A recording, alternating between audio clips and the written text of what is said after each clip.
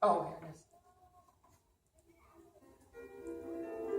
That's obviously not it. There we go. So this is what you do. And so you can turn it on. My plan is just to make the kids laugh and not be serious about this. But I will probably just hold my flowers and go like this into the class. So I'm going to come in. And I will not be, this is as dressed up as I'm going to get for being a ballerina. I'm not a ballerina. So if you have somebody in your, like if your daughters, if anybody that you know takes dance or would like to get dressed up, you could have them like put on the tutu when you first start. And if they don't mind that, that would be great. Because then you can make them do it and have them just kind of come into the room and sit down. So that's how you would, I would just go ahead and enter that way. The kids think it's hilarious. Otherwise, I'm forgetting the name of the parent who's teaching in Mrs. Bernal Badassa's class. Oh, Celeste. Celeste. She has done a ballerina class. Oh, Celeste, yeah. Yeah. So if you want, you can get some tips from her. Yeah, I used to be a ballerina too. Oh, wonderful. When I say ballerina, that is so not true. I used to take ballet classes. Yeah, so you can teach her some steps. So if you, like, I will show them the positions because I know the positions. But if you ask me to do anything more than that, I'm too old for that. So you can play this as long as you want. Most of the kids will actually, well, not most, depends on the age. They might recognize this music as Nutcracker music if they've ever seen it. So you can play this for a little while, or you can have it play in the background. But for me, it distracts me big time. So you can decide what you want to do with that. So when you start off, you can. That's the way I would enter that way. Even if you're just dressed, they said you can dress up in workout wear or whatever. If you have leg warmers on, if you had a headband, if it looked like you were working out, you can then make that. You can indicate when then you show the print that the print actually has everyone in the ballet school is dressed up in a tutu, so that it's clearly not accurate for a school or a workout. They're not working out in their tutus. And so then you'd say, okay, what kind of music is this? Does anybody know? No? It is, what have I been pretending to be? What kind of music do you think this is? Ballet music, yes. And so this music is actually from... Do you want to record? It's recording. Yeah. It's actually from a very famous ballet. Who thinks they know what the ballet is? Nutcracker. The Nutcracker Suite. Yes, so the Nutcracker and it's a good time for you guys to do this lesson because Christmas time is the time of the Nutcracker. So, and the Nutcracker is not a religious thing at all. So it is totally universal. It's just a winter thing. So it's fine to do in any class. But it is a good time, like if you're doing it, some of the classes, because Thanksgiving break, get moved into December. Mine got moved into the beginning of December. So it works out really well that you're teaching it at the end of November, early December for the Nutcracker. How many of you have ever taken dance lessons? Have you taken ballet? No, my girls. But your girls. No, I'm just pretending to be. Yes, that's you. Thanks. So I see that most of the people that have taken dance lessons are girls. Yeah. But there's an interesting thing. It used to be that women were not allowed to do ballet. A long time ago when all of this started, women were not allowed to do ballet. So ballet started, the roots of ballet are actually in ancient Rome and Italy. So the word, I think it's ballare, is Italian. But King Louis XIV he's the one that made ballet famous. He's the one that really brought it into the forefront and made it a French thing. So that's why all of the terms in ballet are in French. So like pas de deux is dance with two people, or tour jeté is a turn in the air. So those are all French terms. So King Louis XIV, his two favorite things were himself and the theater. And he loved dance. He absolutely loved dance. And when he was 13 years old, he started dancing on the stage in court when he was 13. And there was a very famous ballet back then called the Night Ballet. And in that ballet, the main character is the sun. And everything revolves around the sun, of course. So he, of course, wanted to play the sun. And that's why we call Louis XIV the Sun King. It's because of that ballet. So when we talk about, like at Versailles, if you go anywhere in France, people refer to Louis XIV. It's because of that ballet, the night ballet, because he was the sun in this ballet. And ever since then, after that, they called him the Sun King. So he danced in 27 ballets until he got too fat to dance gracefully. And then he became part of the audience. So initially it was his court. He and his court would do the dancing. And then they hired professional dancers to come in. And so he funded professional companies to come in. And so his ballet master, Pierre Beauchamp, I'm not saying it right, I don't speak French, but he is the one that came up with the 5 positions. And we'll talk about them later. But the 5 positions are, there's first position where your hands are rounded like this and your feet are pointed outward. And then second position is like this, your arms are out and your arms are rounded and your feet are about 12 inches apart. Third position is here. Let's see, actually your arms out here. Your foot is in the middle, like by your arch. And that's third. And there are different arm positions for this one. And then fourth is your arm comes in like this. It's a takeoff position for spins.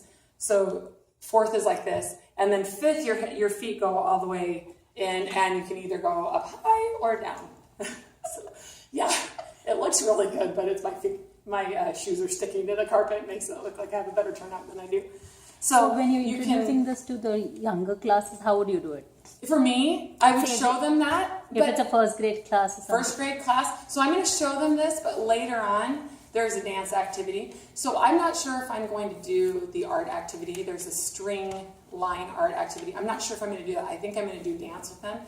First grade, kindergarten, doesn't matter. I would have them do it with me. So later on, so one thing about these lessons, and I don't know if you guys have noticed when you're preparing, it refers you back to the bio. So when I'm taking notes in my cards, I have like 2 or 3 cards of bio material, but then when I go back to the lesson itself, it refers to things I've already written down in my cards. So it's hard for me to keep in my mind organized when to do things, but as long as I highlight in my cards when I'm going to have the class get up and follow me. Initially, I just show them the positions because I'm just giving them a brief history of ballet, and Pierre Beauchamp was the one that came up with those 5 positions. And I'm just trying to help them understand the reason their arms were rounded like this is because everybody, including the men, wore skirts. And if their arms were down, they would hit each other's skirts. So they would round their arms to keep themselves from bumping into each other's skirts. And their skirts were big, the men too. And the men had those really high heels. And so women and men, they weren't wearing ballet shoes back then. They were wearing high heels. And they had really fancy buckles and bows on their shoes. And so that's why they turned their feet out this way, so they could show off the fancy bows and the buckles. So that's initially why they did that. Eventually, the reason they had them doing the turnout was because the stages ended up becoming not just people from front, so you weren't just dancing front to back. When you walk straight, but it's not as graceful to try to go sideways with your feet forward. Walking in with your feet turned out, walking is graceful this way, but also this way. You can be more graceful with your feet pointed out, going forward and back. So that's why they ended up eventually having the feet turned out, is so that you had an audience from all sides looking at you, so you had to be able to move side to side and front to back. And so it made sense for them to point their feet out. So there's a little history about ballet, and you can make it as, you can go into as much depth or as little. With the kindergartners, like yesterday, I did almost nothing on the history. We sat there and smelled the straw and did all kinds of little tactile things and had them real involved. But the older kids, for sure, I would go into a lot more of the history of it. So this was going on. King Louis XIV lived he was 1643 to 1715. So he was in that late 1600s to early 1700s. And then toward the end of the 1700s, initially it was just the men. Men played the women's parts too.